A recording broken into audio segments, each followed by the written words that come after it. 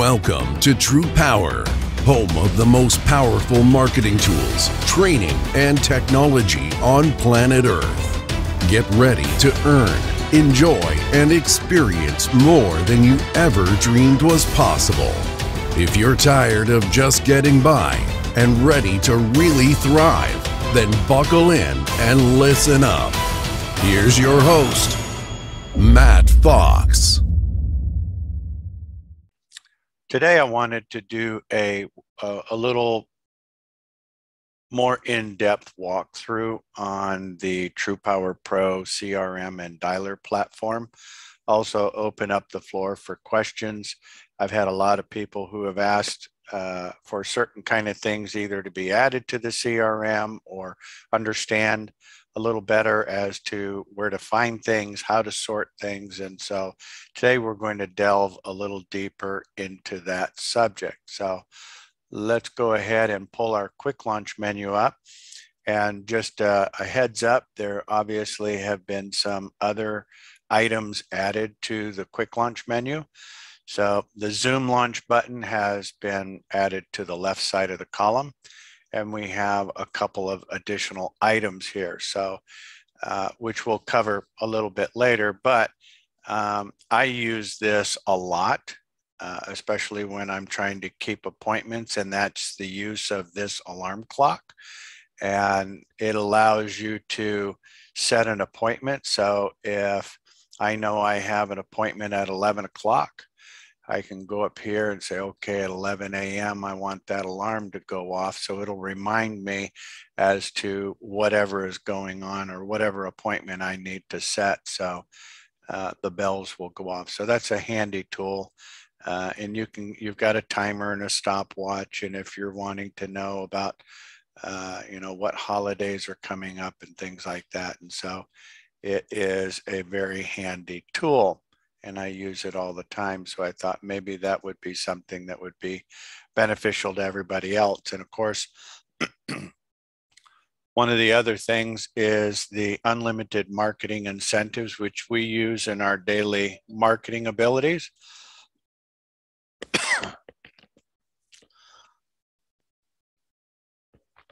And so wanted to make sure that we had that information available for everybody else as well. But today we're going to go through the CRM and go a little bit deeper into some of the functionalities of it. So at any time, if you have a question, feel free to unmute yourself and jump right in. This is an open roundtable, and the purpose for this is to see where maybe we can make improvements or help you find what it is that you're looking for. When you log into the CRM, this is the opening landing page, which is going to give you a high-level view of what's going on in your world, what you have never contacted, what you're prospecting, in progress, closing, won, lost, and even without going up into your leads, usually your first 25 leads are going to be showing right here. So if you're wanting to start at the top of the day, all you need to do is click that first lead and it'll bring that right to the forefront. So, but going across the top, we have our leads, which is how you would look at whatever leads you're wanting to work that day.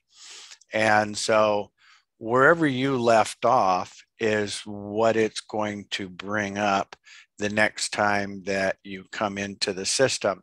So if you have leads that are, say, in this case, from Pennsylvania, I know that all these leads are from Pennsylvania. If I have leads from another area, say Texas, and I hit and I change the lead status to commercial Texas and hit search filter, then it's going to bring whatever those leads or those customers are to the forefront. So right now I just put in for test purposes some Pennsylvania leads. So I hit search and filter and update. I've had people say, well, they keep hitting reset and it doesn't do anything. Well, that just basically resets everything. So if you do that, it's going to reset to everything. And so you're going to see everything bundled up together. And so that gives you a good view of everything that's going on. You may have a whole list of different topics based on how you've resulted those customer contacts. But I want to go into my lead. So I'll click on that. That'll put the drop down. And just like before, I can click on the first lead. It is going to bring that customer up. And you're going to have all of their contact information along with their utility expenses. And this information down here is really for you to put information and notes in there for you to keep track of things. And so, excuse me, Matt, your screen is not clear at all. It is not clear. That's correct. I cannot see the wordings on your screen. How is that? Perfect. Thank you. There we go. Thank you. Technology at its best, right? That's for sure. So thank you for telling me that. So anyhow, this area down in the bottom, upfront commissions, estimated monthly returns, whatever it is that you want to kind of keep track of. Now, one of the things that I have been thinking about, and we used to do this a little bit more in the old days, and that is adding additional field in here that tells the square footage of the customer. Why is that important? Well, if you use a tool that we have available, which is the KWH calculator, and we haven't really used that a lot lately, but it can be very, very handy. If you know the square footage of a building and you know the type of building, so for example, if this was an office building, then it's going to automatically, based on 1,000 square feet, it's going to give you an estimated annual KWH of 18,000 KWH annually. And so that's not a very large building. And then based on an estimated price or rate of what they're paying per KWH, if that customer was paying 9.5 cents, then their monthly bill is going to be $143 or an annual cost of $17.20. Now, obviously, those places like a church where they're not open except usually once or twice a week, you can see that it dropped the KWH, it dropped what their expenditure is. And so based on the type of building or structure that it is, it's going to change that. So somewhere like a restaurant, which is food service, it really pumps those numbers up. And if that was a fairly decent size restaurant that say had 3,000 KWH, 3,000 square feet, then that is going to be about 117,000 KWH. And based on this rate, their monthly expenditure is going to be almost $1,000 a month. So how is that important? Well, it gives you kind of a ballpark idea as to what that customer is spending on a monthly and an annual basis. Just as a guide or a rule of thumb, it's not set in stone, but if you're leaving the commission rate set at 5 mils, then usually the commission is going to be somewhere between, depending on their usage and their actual price that they're paying per KWH, you can usually expect that upfront commission is going to be somewhere between 50 to 100% of 1 month's bill, just as a quick ballpark. It's not exact, but it gives you kind of just a quick look at what that might look like. What else could you do with this? Well, If I were to take and change this to 0.005, which is 5 mils, then that would tell me that if I chose annual, I would be getting $585 a year or $49 a month if I were to choose residual. So if this was a much larger facility that was 10,000 square feet, you can see it will change the numbers based on that. So you could put in the mils. If it was 3 mils, 0.003, and it would adjust that. Or you can just put in whatever that customer might be paying in kWh, and it will automatically adjust it. So you can see that if this customer was paying 8.75 cents, which is going to be 0.0875, there we go, then their monthly expenditure is going to be about $2,800 or $34,000 a year. So I don't know if that's something that would be of value to the rest of you, but something that we can certainly entertain putting back into the system. The calls that we make seems to be the most important aspect of this job. But I only spoke to 12 people. And out of the 12 people I spoke with, 9 of them said not interested, and 3 of them said, yes, they'll give me their email. So that was pretty good, considering I only spoke to 12 people. So let's stop right there for a second, even though it's a little bit off topic. That's a little more about sales, but I want to address okay. it. So what are they not interested in? Talking to you or getting money back that may be due them? One of the ladies said, when I said we perform utility audit, not interested, boom, before I even finish my 1 or 2 sentences. Yeah. So what did you do after that? I said, thank you. Just thank you on. For hanging up. I wouldn't say thank you. I'd be like, you didn't get the picture. I'm calling you back. Sorry, I got disconnected. Why do you, and the first thing I would say is, why do you think I was calling? And let them answer. Well, because you want to switch our electric or do. No, that's not why I was calling.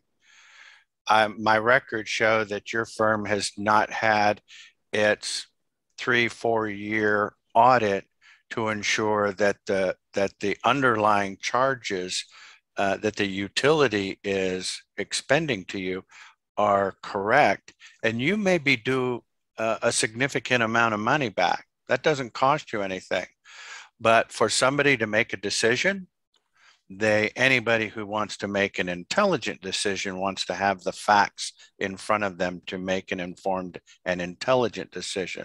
If you're telling me that you want to make a decision without the facts to be informed, either you really don't care or you're not the person that handles these types of matters. Well, that's the owner's job. Okay, does the owner know you don't care about how much the company is spending or saves? Who do I speak to? I mean, I really kind of take it as a personal, dig. I understand you don't want to talk to me. My voice is annoying, but yeah, at the end of the day, this isn't something that costs you something.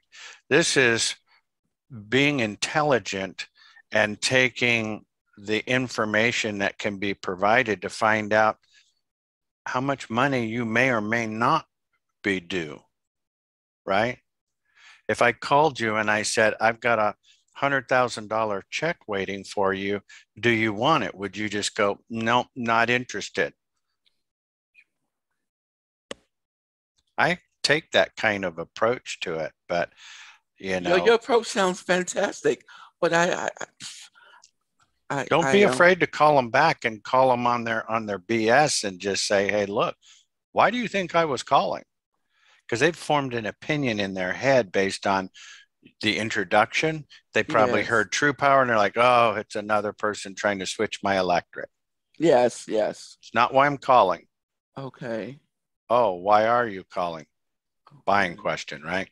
Or selling question.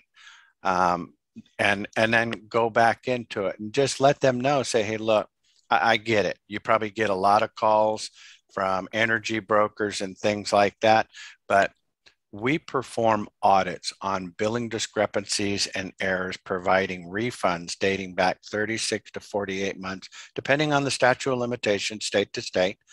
The fact is, about 70% of the time we find refundable errors on erroneous overcharges listed within the line items that are not visible on the utility bill. So there's no earthly possible way for you to do it yourself. You need somebody that's done this a long time. We've been doing this for 24 years, so it's not my first rodeo.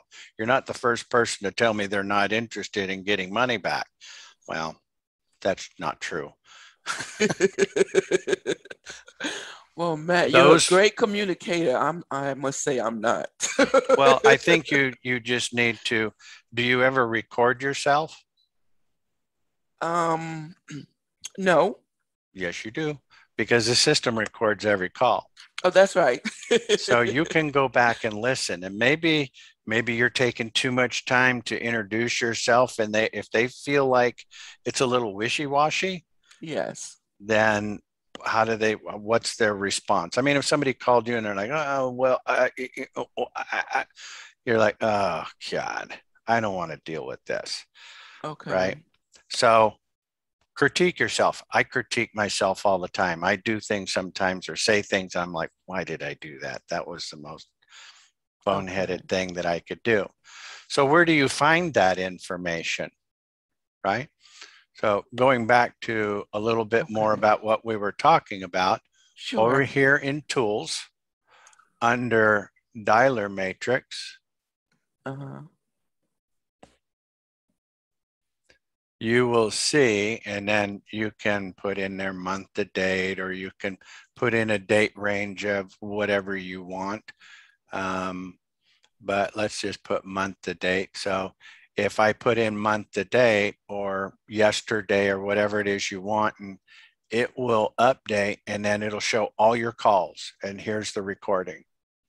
So you can play that back and listen to it and go, yeah, I probably wouldn't want to listen to that person either. So critique yourself, because we're always going to be hardest on ourselves, right? Okay. If you ever listen to yourself on the phone, you're just like, oh my God. I know when I listen to myself, I'm like, God. Oh, absolutely. Yes. Now, up here, it says dialer activity. Agent activity is going to give you a count. So if you want to know how many calls did I make or any of that, I mean, you can, how many did I make in the last 30 days? How many did I do in the last 3 months or whatever? So you can kind of get a good idea. Also with your email matrix, same thing. It is going to give you a count as to how many are delivered, open, clicked, looked at, bounce rate, failure rate, all of that stuff. And you can do the same thing where you're looking at, what's going on that. So, 100% of them were delivered. There was 12 of them, 50% of them, open rate. And so it just gives you a good idea who's doing what, when, and where, right? Okay. So that's kind of helpful. And you can do the same thing for the template matrix, visitor tracking, because there's actually code within that email. So when they go and look at different parts of the website, it's tracking everything and it will tell you what they're looking at. So if you see somebody go to the website and they're looking at resources, or they look at this or they look at that, it's going to give you a better idea as to what might be of interest to them. So I might put that in a note to them the next time I speak to them. Visitor matrix and things like that. So that's under tools. So you've Okay. got your dialer matrix and your email matrix, which is very handy. To the left of that is your calendar. And so if you're setting up appointments for calls in the future, you can kind of get a good idea of what your month looks like, or your next 3 months look like. And you know that if you've set up appointments and tasks, that you should be getting an email the night before of everything that you have going on for the next day. Now, Max, let me ask you, I don't understand what's the point of setting appointments. Well, good question. So let's go back over here and open up this customer. And so let's say that I call, but Bruce is not available. He's on vacation, but he's going to be back on the 12th. Mm-hmm. So I want to call him back on the 12th. So I can come down here and set up an appointment so I don't forget. And right here on this little calendar, I can click that, because this is for now. We don't need now. So I'm going to click and put that on the 12th. And it is, and then you can set the hour, so you know what it is. So you can set this to the top of the hour and go, okay, it's 10 o'clock in the morning. I want to call basically about the same time as I did before. And so now when I click done, it is automatically going to set the start time for that date at 10 a.m.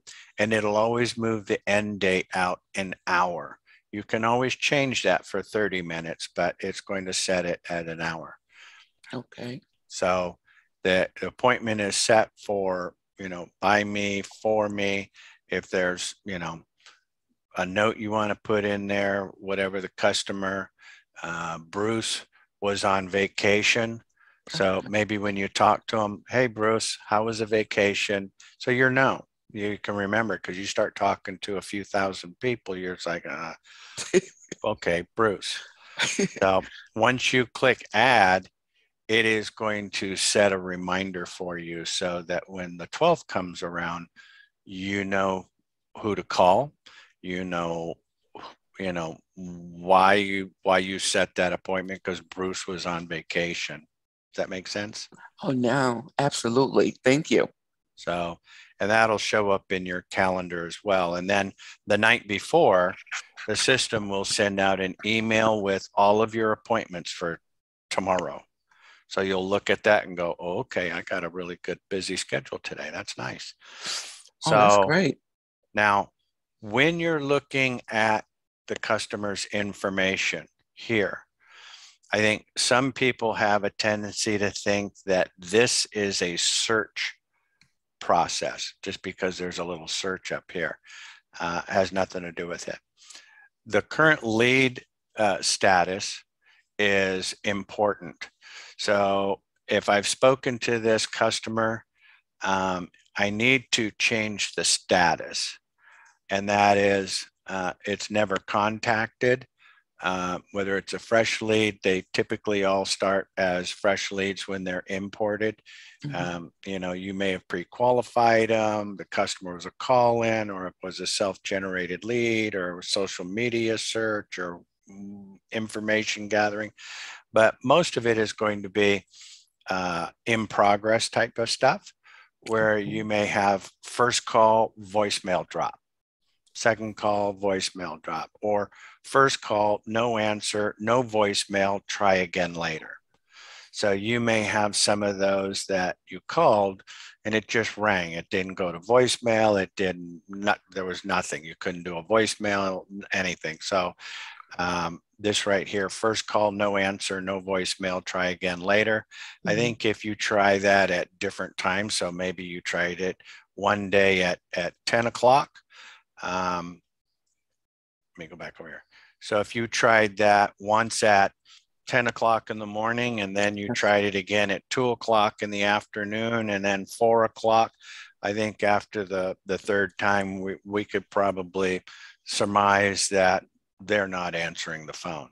Now, that may not necessarily be 10 o'clock today, 2 o'clock today, 4 o'clock today. They may just not be in the office today whatsoever. So maybe I'll result that so I know that the first call I made was no answer, no voicemail, try again later, but I may set that to call that person 2 days from now. So next time I call them, I want to call them, on Wednesday or Tuesday at 2 o'clock. So then you could set that appointment for 2 o'clock. And then if that didn't work, maybe I try Friday at 4 o'clock. And of course, I'm going to change the status of that, second call, third call. I think by then you could probably surmise that they're not coming to the phone for whatever reason that is.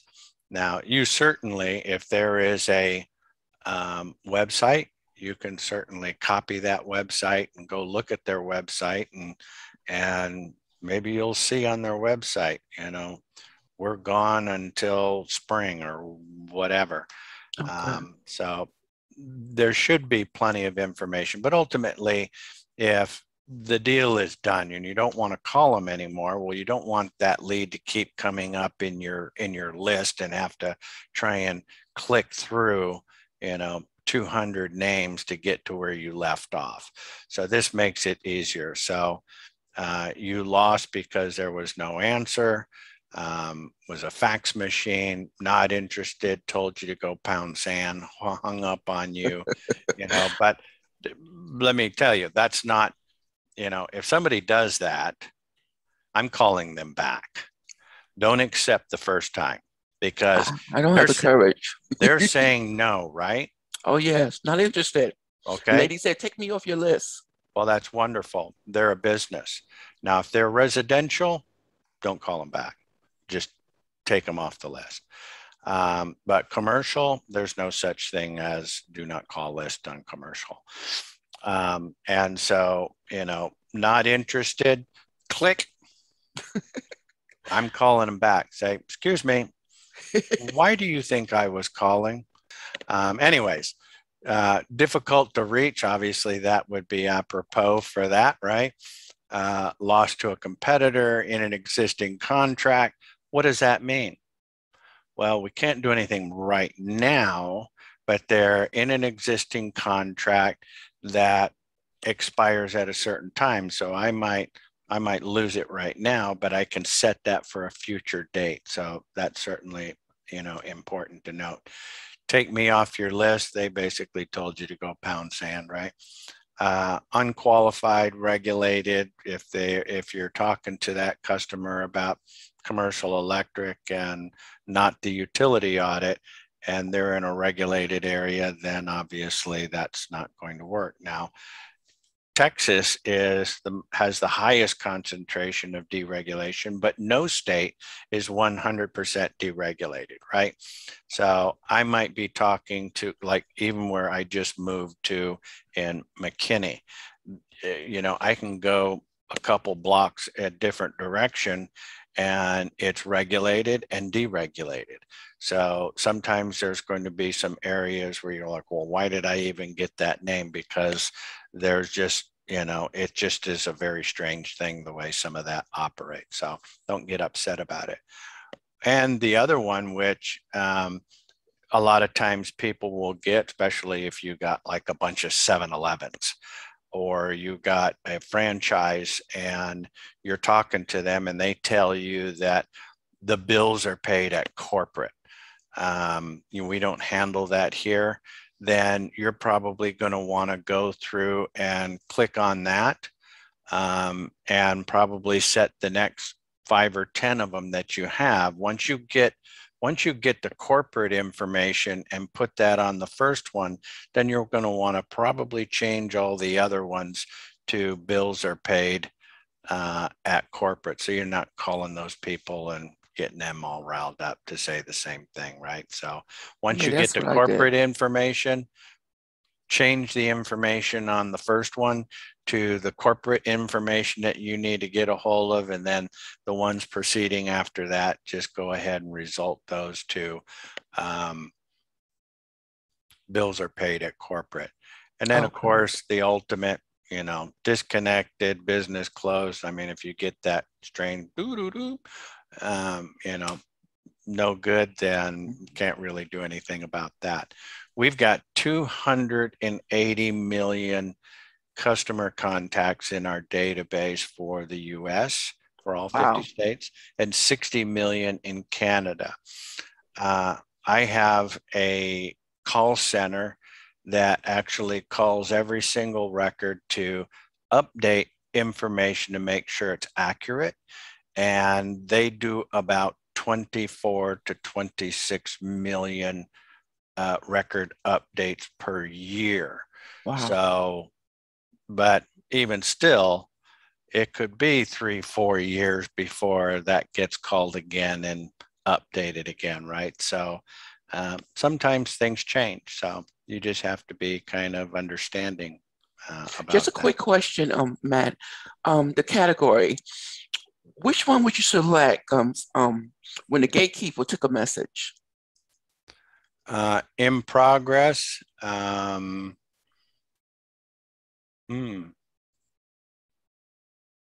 Good question. Well,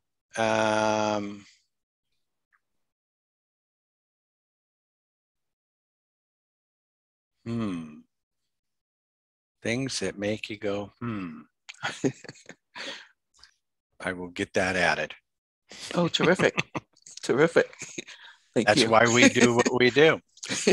So anyways, point is you've got, you know, the utility audit was scheduled, you know, or, you know, you should have enough choices here. Obviously, yes. With the reception took a message. I prefer to try and avoid that because a lot of times they just throw it away. Yeah, they're not really doing anything. And who are you giving that message to? Just so I know when I call back. When you're making the call, unless you use the voicemail drop, when you end the call, it will have some call results on the dial pad. Yes. Right? Yeah. So right here. So gatekeeper reached, which would be one of those, you know. And so no answer, line busy, hung up, left voicemail, left live message, which could be the same thing. And then you can always add that to your notes. So if you're hanging up, it is going to give you a call outcome, which will add that to the database, right?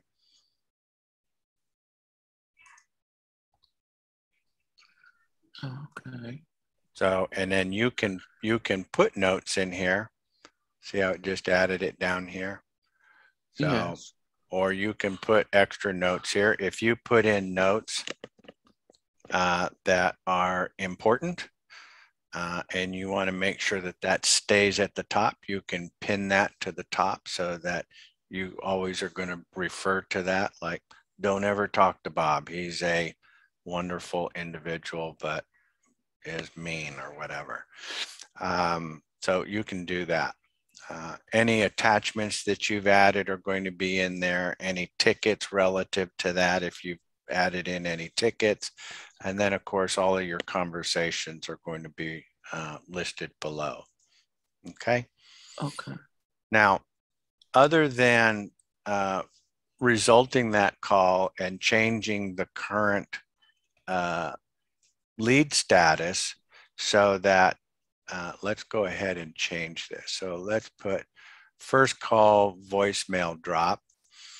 And so if I go back over to my leads back at the home address, let's pull up my leads here.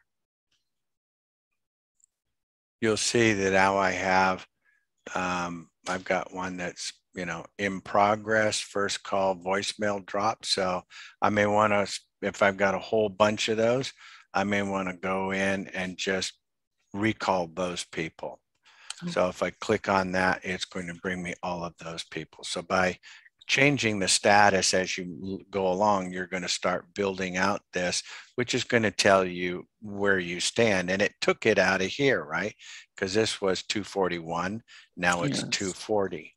So we can go on to the next customer. Now, outside of being able to search customers, so let's close this back up. This is for searching what you're looking for. So one of the other things that you may want to look at is this customer spends about $10,000 to $25,000 on their utilities.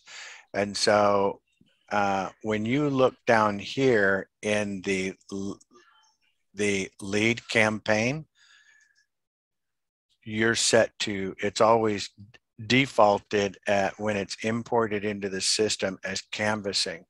But I may want to change that to a medium-sized business so that when I want to do a search next time, I could go up here and say, okay, I want to talk to people that are medium, large, residential. So based on those things that you have updated along the way, and of course I just do it while the phone's ringing. I'm looking at it going click, click, click, click, click, so I can move rather quickly.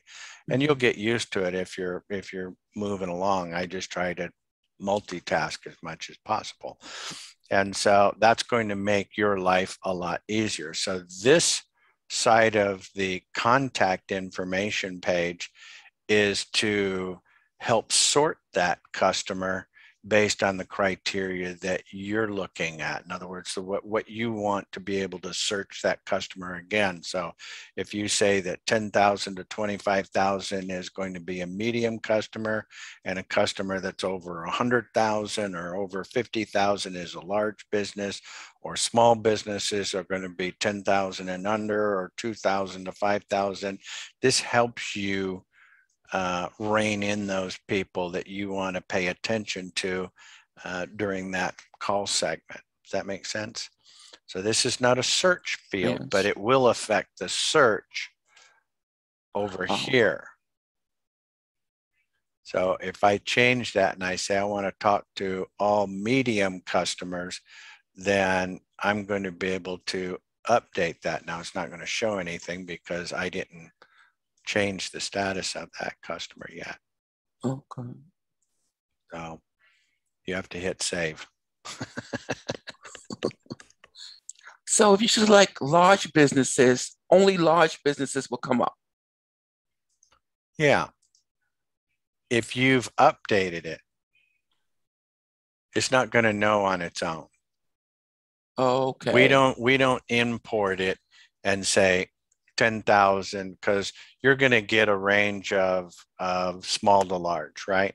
Yes. And so we're not going to, it doesn't get sorted and then allocated. Maybe that's something that we entertain. I see. So as we're working on it, we update it ourselves. Yeah, this is your way of being able to sort the customers. This is for you to set the parameters based on, how do I want to find this person again if I need to? Do I want to leave it in the big pile? Most of it is going to be determined here, right? By changing the lead status. I see. Of that customer, because it's going to change over here, just like we changed that one to in progress first call voicemail drop.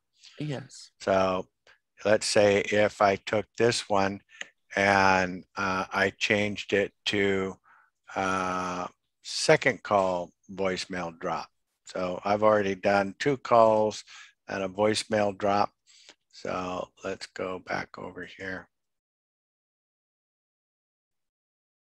So now you can see I've got the first one and the second one. So it added another area, right? Okay. that make sense? Yes.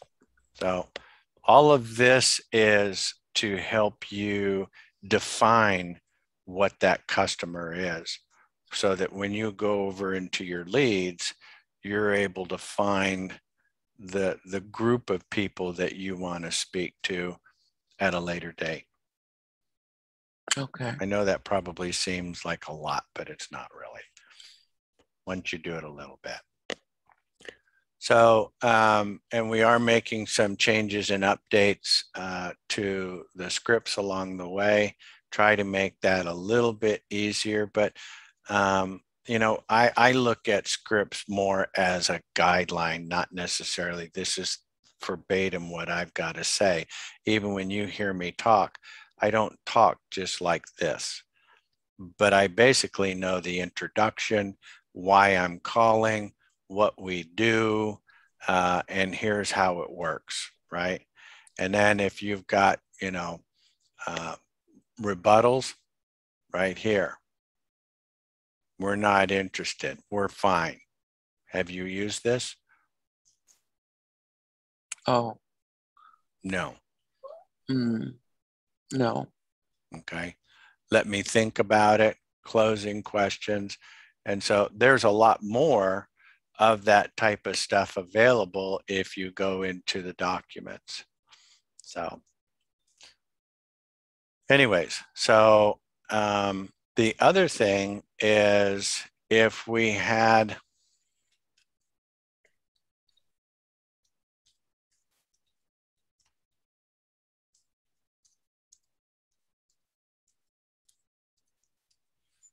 okay, so once you've put in that customer's email address and you hit that email, it's going to ask you to select the template. Now, if you're just sending a general email, you can select general.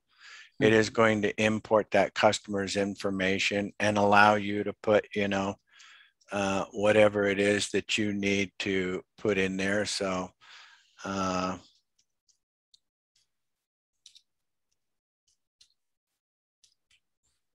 then over here, I've had people say, well, the send doesn't work. Well, you got to click done. I'm done making the change. So now you can see that. And then now you can click send, right?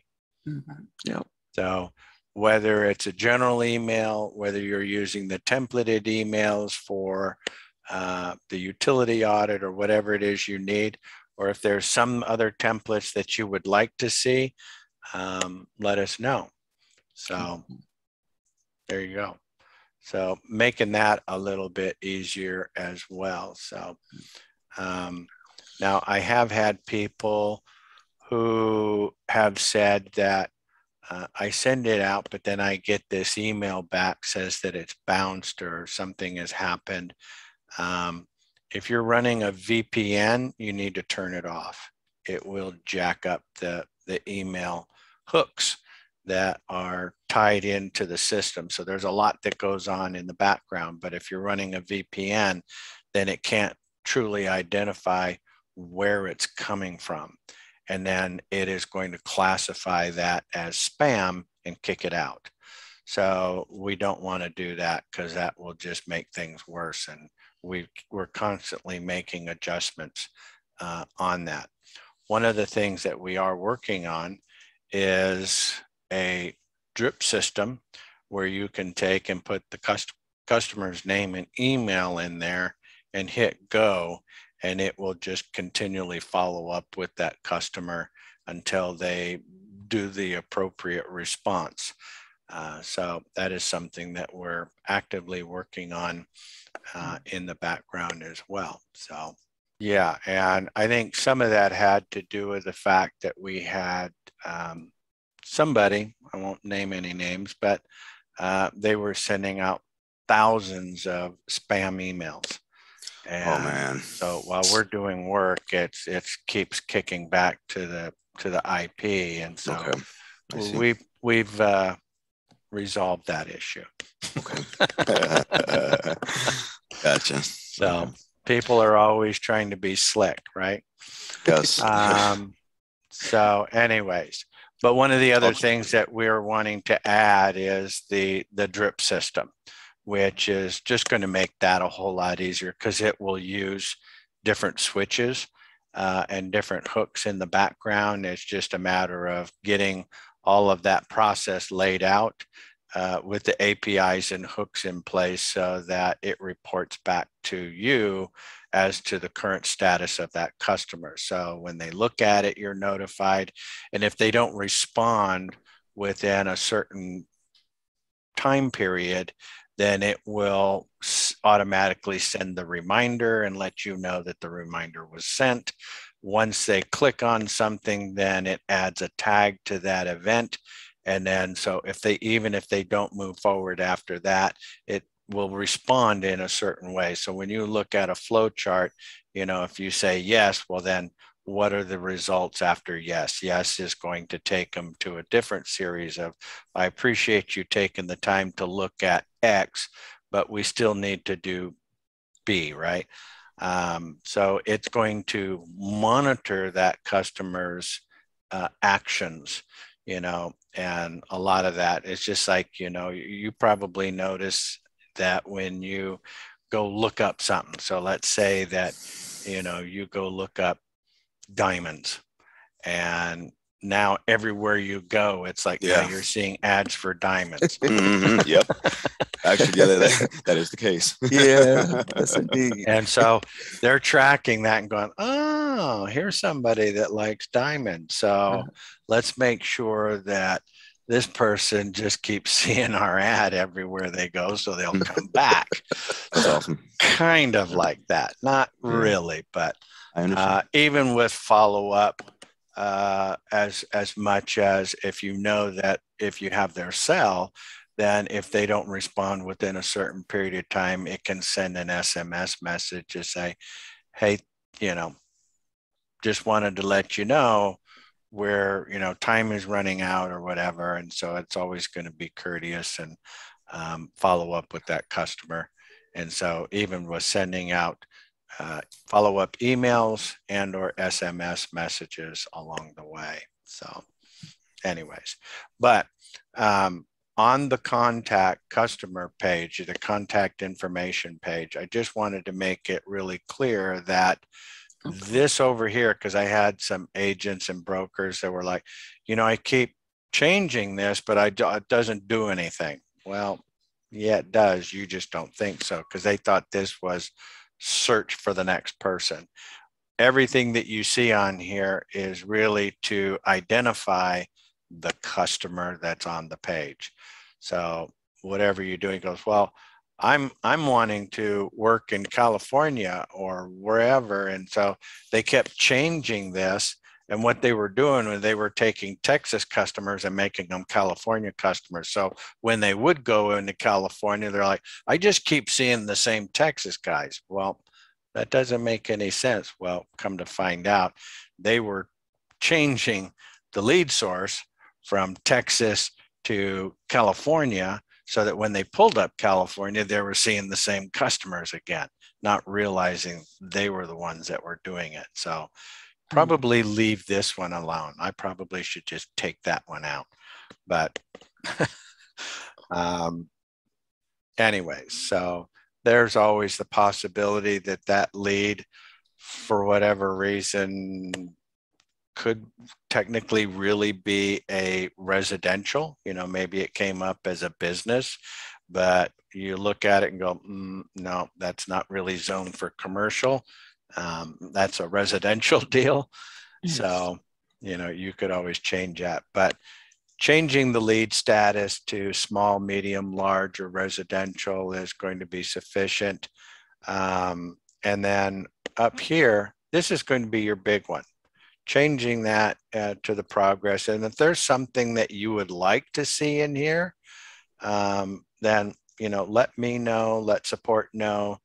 If you send it to Alex at support, he is going to, he can change things rather quickly if I'm not available. So he's usually pretty good about making sure you get your leads and all that stuff. But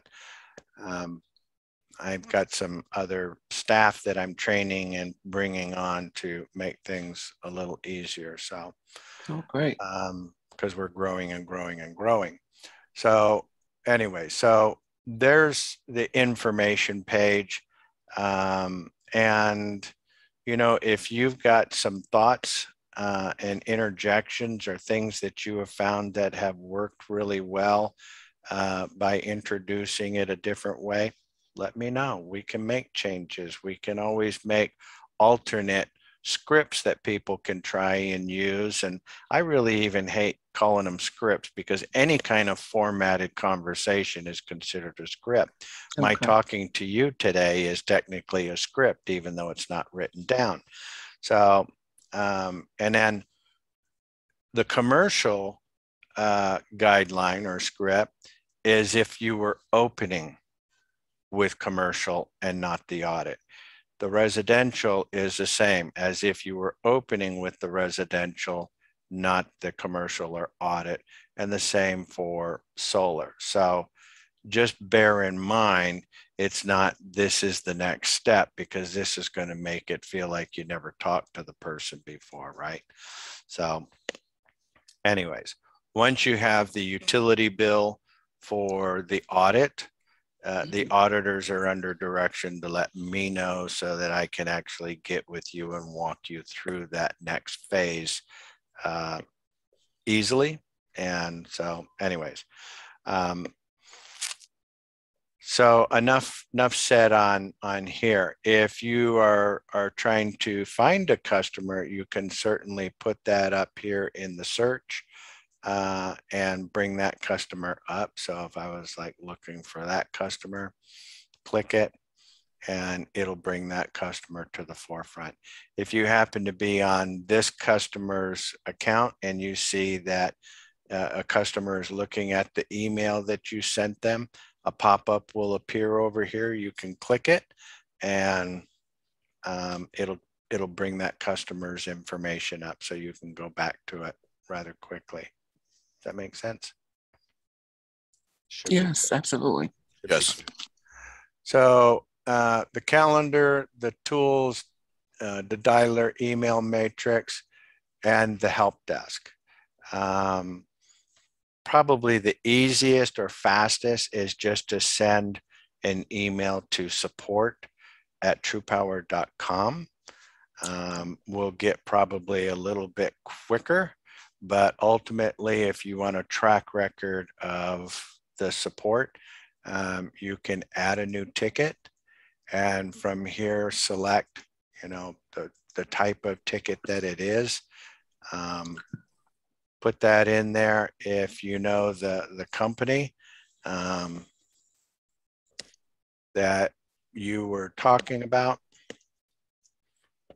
you're like, okay, this is the one that I was talking about. You know, the guy was wanting to know if that included the left-handed smoke shifter or whatever the information or your question is, if there's any kind of documents or attachments that you need to add to it, or if you want to also be notified on an off-network email address, you can put that in there as well and then add ticket. So, and that will go into the system and then support will address those things. So that makes it easier in that regards. So on the document side, there is a lot of information here, and I'm always trying to keep things fresh and updated. You know, TruPowur information. This is going to go through quite a lot of information. Spend some time taking a look at it. Most of these ones where you see the double spacing, these are just really to let you know what the platform email sample looks like. In other words, when a customer gets a residential sign-up confirmation, what does it look like when they get it? Well, you should be getting a carbon copy of that in your email anyway. But if you're wanting to know what that looks like, then you can take a look at all of these different emails.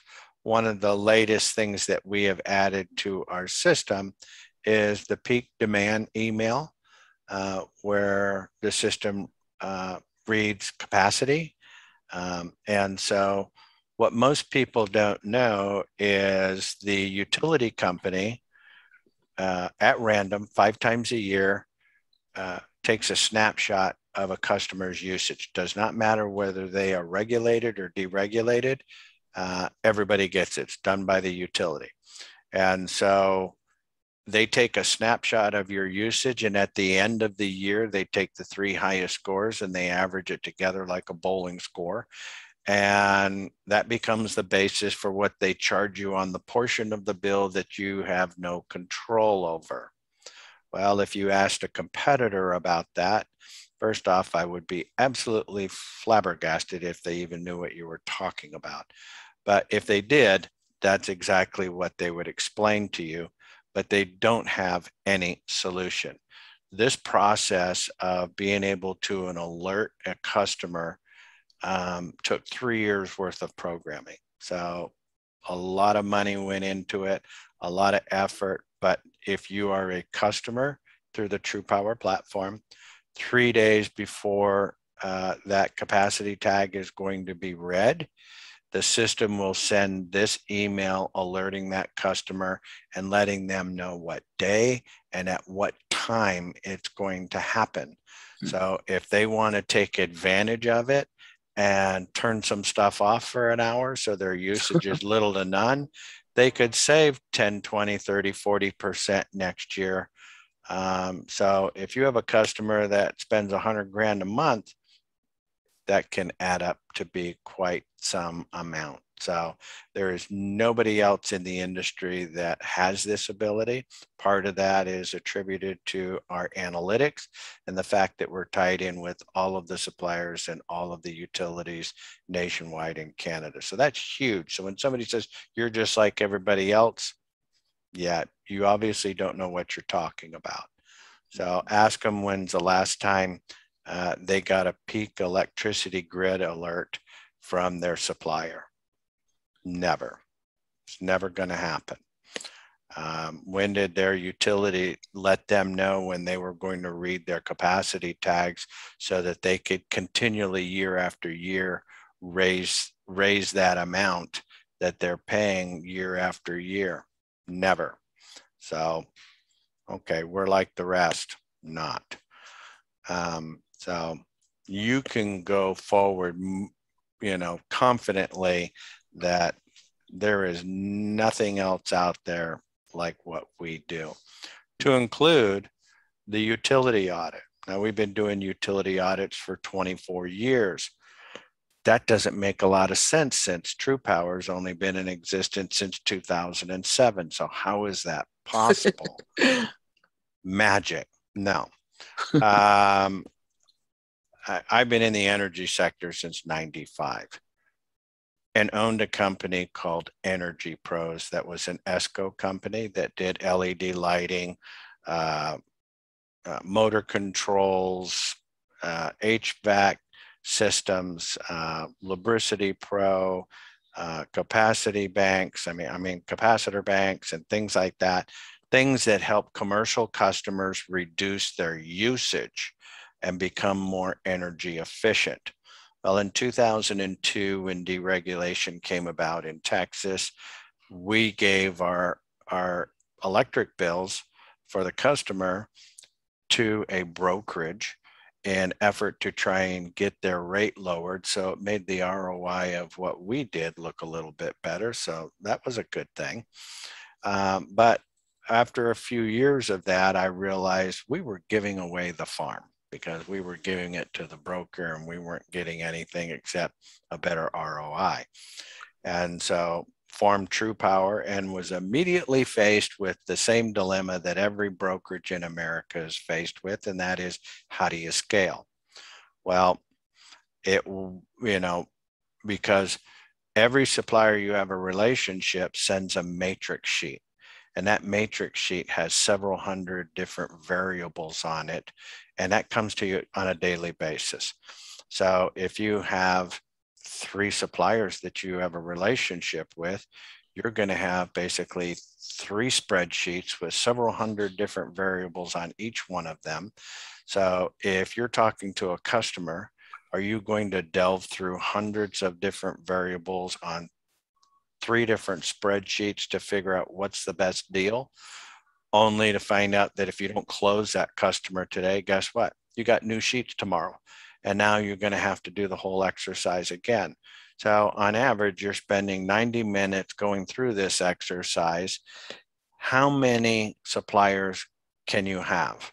Do you want 100 suppliers? Are you going to open 100 spreadsheets and delve through all of them? Of course not.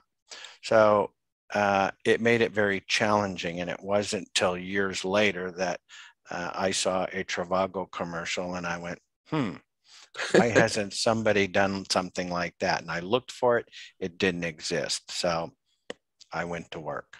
Wow. Part of what we did with Energy Pros was our utility audit. And that was a huge door opener in doing all the work that we did. Well, years later, I sold that company. And fortunately, they did not want the auditing division. And so I moved that over to TruPowur much later. So that's why we've been doing utility audits longer than TruPowur has been in existence.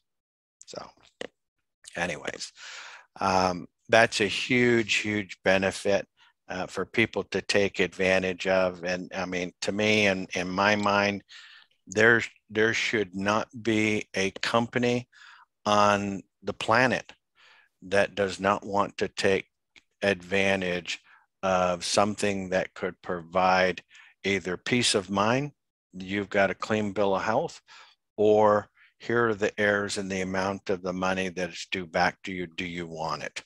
Never had anybody say no, they didn't want their money back.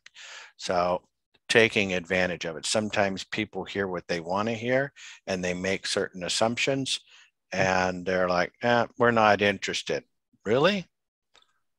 So if I send you an erroneous invoice, will you pay it too? Well, of course not. Why would I? Well, you might be doing it now, except you don't know. There's no way possible for you to know. So anyways, so here is a really nice flip brochure. And it's much easier to see if you copy this right here and go to it, which is the 2021.trupowur.net, and that'll open up that flip book. But there's a lot of information here. So you can use these brochures, you can download them, send them to the customer. So if you're talking to I think you're talking to a lot of healthcare people, right, Monica? That's correct. So this would be a great brochure to, send to those people because it's going to be a little more healthcare related. Really? So that they can get an idea. So why healthcare needs utility bill auditing. And so there's information that's relative to that arena. Oh, So, that's great. You've got hospitality, governing bodies, agriculture. So there's a lot of information here. So take some time to learn about that stuff and have it. And of course, here that link to that flip book. And you can just kind of go through each one of these pages and find all the information that you want. So that flip book is messing with my Zoom. The solar program is really pretty straightforward. And then, of course, our training, helpful information. And if you're trying to delve in to a past Zoom call to try and zero in on something that maybe you want some assistance with, I try to keep this thing updated as much as possible. And so that you can usually see whatever the topic was that we were talking about so that you can go right to that Zoom training and watch that again. So anyways, that is under documents. If you're in the home menu, you have this tab over here that is videos. Again, you're going to have some videos that delve more into the pricing platform information. Down here is just some advertising stuff for, we got Veterans Day coming up. That's Monday, right? Is it Monday or Thursday? I can't remember. Let's find out.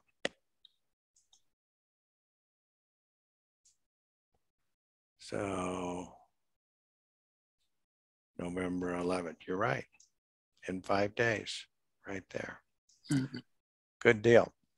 So if you're wanting to use this, you can download this Veterans Day video, and you can use that on all of your social media or whatever you want to do. So it just is a nice thank you to people. And sometimes rather than trying to sell them, if you are just saying thank you, that seems more important than it's like, well, let me check them out. So just kind of a nice thing to do. So that kind of covers the overview. What if the world was a perfect place, and it almost is? Are there some things that you would like to see that, or you need more clarification on, or anything that we could do that you think would improve the process on the CRM?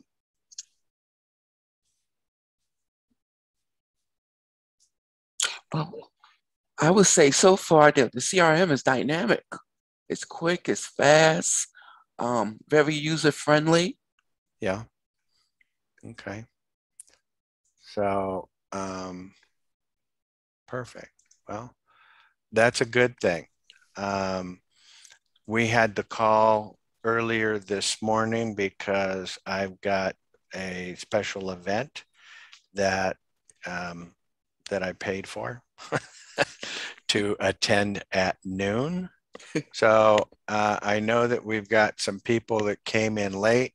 I sent an email out last night to let you know that we were doing a 10 o'clock training today. It was recorded.